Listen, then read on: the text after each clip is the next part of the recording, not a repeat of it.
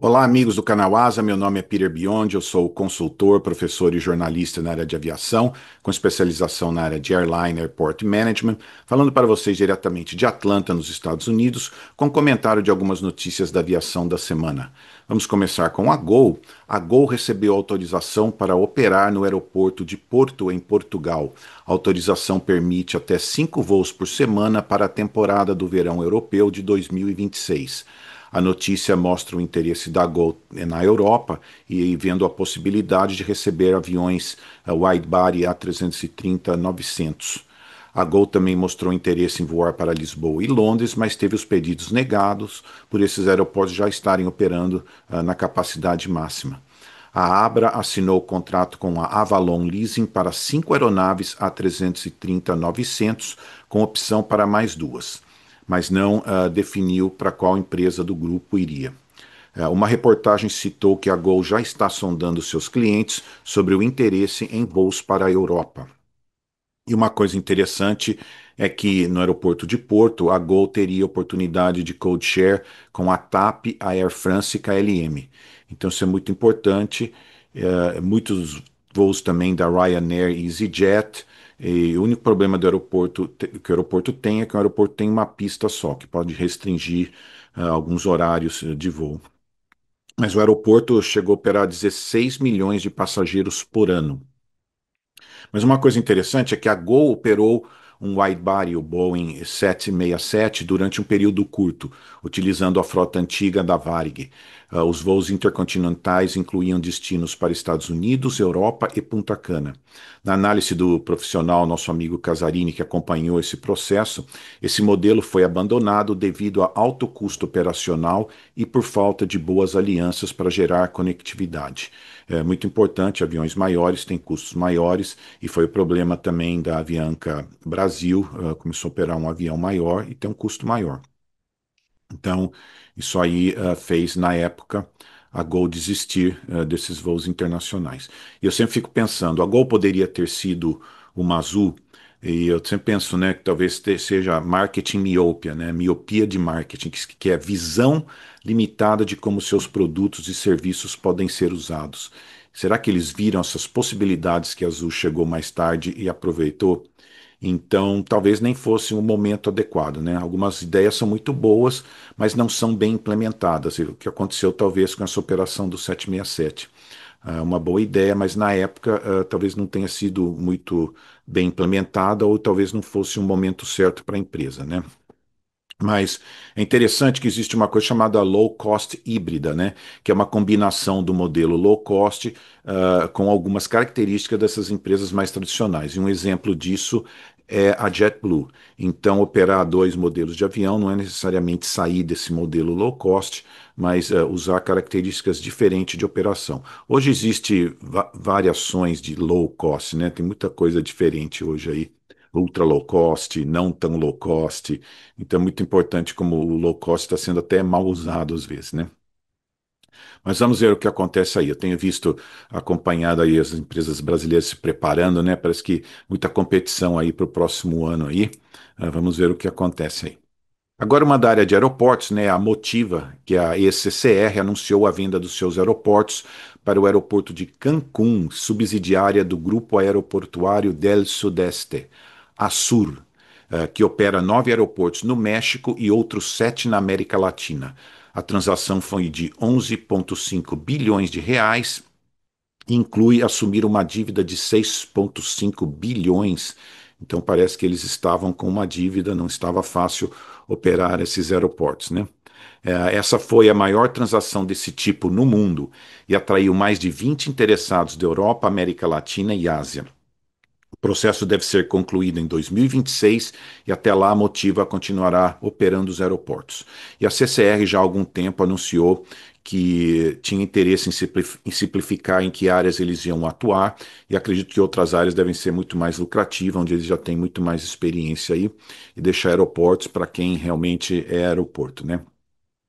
Mas só para vocês saberem, a Motiva tem 20 aeroportos na América Latina, 17 no Brasil e 3 em outros países. Esses aeroportos movimentam 47 milhões de passageiros ao ano, o que não é tanto. Só o aeroporto de Guarulhos foram 43,6 milhões de passageiros ao ano.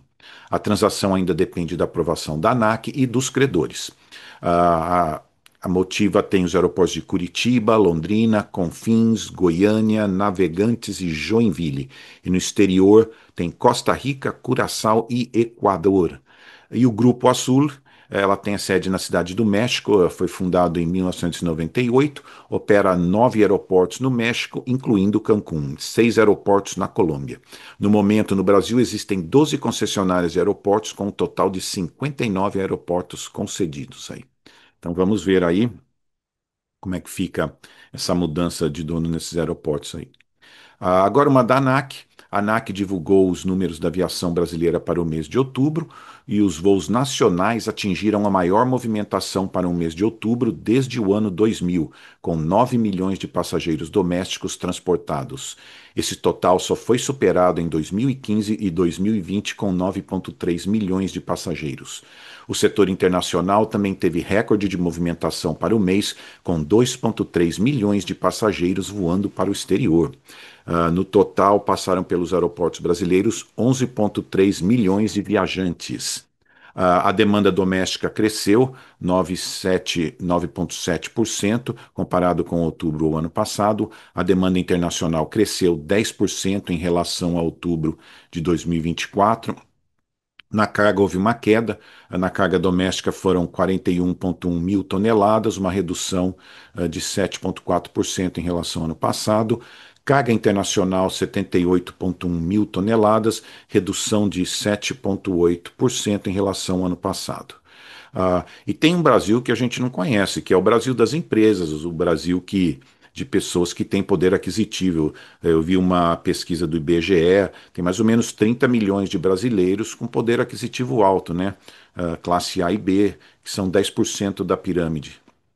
Tem que lembrar também que tem estrangeiros voando ao Brasil, tanto nos voos internacionais como em voos domésticos. Muitos turistas voam também, né? Então não significa necessariamente que são só brasileiros voando no Brasil, né?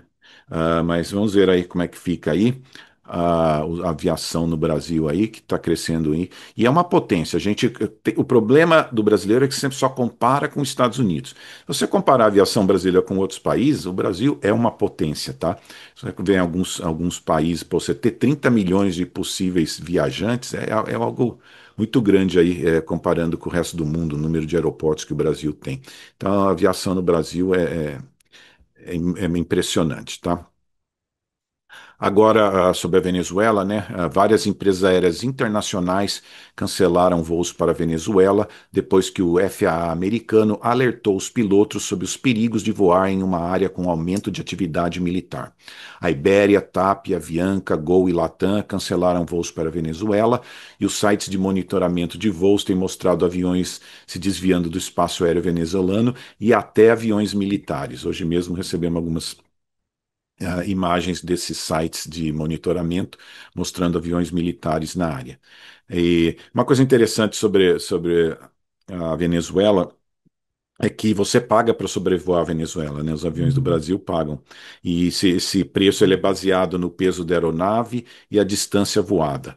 E tem que pagar com antecedência. Eu vi um caso uma vez de uma empresa, um avião do Brasil. Vindo, não, de uma empresa brasileira, teve que desviar da Venezuela porque houve um problema de pagamento. A hora que foi entrar no espaço aéreo, aquela aeronave teve que dar a volta pela Venezuela, né? Mas só para saber esses casos onde problema de atividade militar. Em 2020, um avião da Ukraine International foi atingido por um míssil. Em 2014, um avião da Malásia, o voo 17, foi atingido por um míssil. Em 1988, um avião do Irã foi atingido por um míssil lançado de um navio americano, navio militar. Em 2001, um avião da Siberian Airlines. E em 1983, um 747 da Korean foi derrubado por um caça soviético. Então é muito perigoso movimento de aviões de passageiros perto de áreas de conflito. E eu conheci aliás, uma amiga de escola, né? A gente estudou junto, a Gabriela Gonzalez. Ela foi dona da Santa Bárbara Airlines da Venezuela, que faliu em 2018. Ela falava muito das dificuldades de operar a empresa aérea. eh, Na Venezuela, problemas políticos, né? E é triste, né? A empresa foi fechada por órgãos do governo alegando deficiência para manter os voos operando. Vai saber o que tem por trás dessas histórias aí, né? Mas vamos ver como é que fica a situação aí e como vai afetar os voos do Brasil. Agora, do Dubai Air Show, um caça indiano se acidentou matando o piloto durante uma exibição durante o Dubai Air Show. O avião era um Tejas fabricado pela Hindustan Aeronautics da Índia. O avião pertencia à Indian Air Force e o acidente aconteceu no último dia do Air Show. Tem vídeos na internet para quem quiser ver. Não é muito agradável, mas dá detalhes do acidente. O HAL, né, Tejas, ele teve seu primeiro voo em 2001, esse tipo de avião, e foi incorporado na Força Aérea Indiana em 2015. Eu estava vendo longo esse período, desde o primeiro voo até o avião operar na Força Aérea Indiana. E vamos lembrar, né, a Hindustan Aeronáuticas é uma empresa estatal indiana criada em 1940, muito forte, e competição também para o Brasil, né?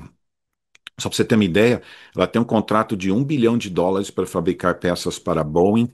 Ela fabrica motores para o MiG-29, fabricou 1.000 motores 331 para a Honeywell, exporta composite material para a indústria de defesa israelense, fabrica helicópteros, aviões de treinamento e até um avião civil de 14 a 19 lugares, né? Fabrica foguete, o SSLV, com capacidade para até 500 quilos de carga e que já teve dois lançamentos de sucesso. Então tem que lembrar aí que a Índia também é competição para o Brasil, né? Agora, uma americana aqui, essa eu vou querer que todo mundo coloque o seu comentário, porque todo mundo tem alguma coisa para falar desse assunto, né?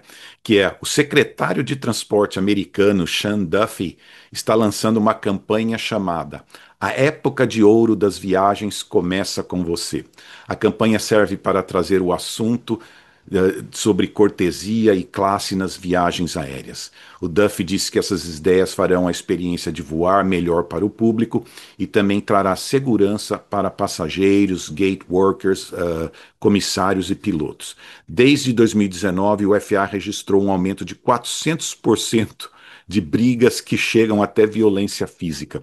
Foram 13.800 incidentes com passageiros indisciplinados desde 2021.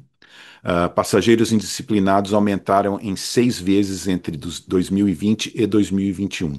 Um em cada 5 comissários passaram por algum incidente que envolveu problema físico. Em 2024, dobrou o número de passageiros indisciplinados em relação a 2019. E o secretário ele propôs 5 perguntas para que os passageiros façam nesse período de feriado. Você ajuda uma mulher grávida ou idosa a colocar as malas de mão no compartimento de cabine? Ah, você se veste com respeito, né? E eu lembro muito, né, que às vezes você vê pessoas vestidas. E uma coisa que me assustou uma vez, eu estava na primeira classe da British Airways indo de Atlanta para Londres, foi ver alguém de shorts e camiseta na primeira classe, né? E depois fiquei sabendo, era um executivo da área de IT, né? E eles não se ligam muitas vezes para se vestir bem. Tava de shorts, mas eu lembro que eu assustei ver uma pessoa de shorts e camiseta na primeira classe, né? E número 3 aqui, né? Você toma conta de suas crianças e os guia pelo aeroporto? De vez em quando eu acho criança aqui brincando na escada rolante, pergunto para alguns, cadê sua mãe, né? E hoje é o problema de texting, né? Computador, as mães ficam ali no telefone e esquecem de tomar conta das crianças, né? Então esse é outro problema aí. Você diz obrigado às comissárias? você pede por favor, dá licença e obrigado para as pessoas, né? Então eu vejo muito da cultura americana, excuse me, né? Às vezes eu vejo um brasileiro sem querer, às vezes não é falta, não é parte da cultura, vai lá, entra na frente da pessoa ali, o americano fica olhando ali. Então é muito importante, né? Então aí está tentando trazer essa gentileza, essa cultura que tinha muitos anos atrás de voar de avião, era uma coisa de classe, né? Eu lembro que até hoje eu nunca, acho que eu nunca viajei de jeans na minha vida. Eu sempre viajei de pelo menos uma calça social, porque é assim que eu cresci, né? Você punha roupa bonita para viajar. Então, eu sou dessa época e até hoje isso tá em mim, né? Mas você vê pessoas mal vestidas, pessoas falando alto, pessoas gritando, pessoas ouvindo música alto, falando no telefone, né? Eu até brinquei uma vez, falei assim, eu acho que tecnicamente seria possível falar do celular de dentro do avião. O problema é você estar disposto a aguentar alguém brigando com a esposa do seu lado no celular ou falando de algum assunto que não te interessa, né? Então, muito isso sobre a ética de voar no avião, né? Então, muito importante, eu quero saber as suas experiências, o que você pensa desse assunto aí, tá bom? Mas lembra disso, né? Quer trazer a época de ouro da aviação, né? Quando viajar era charmoso, né? Mas tá bom, essas são algum comentário de algumas notícias da semana. Deixe os seus comentários, recomende o canal para outras pessoas e não esqueçam de assinar. Muito obrigado.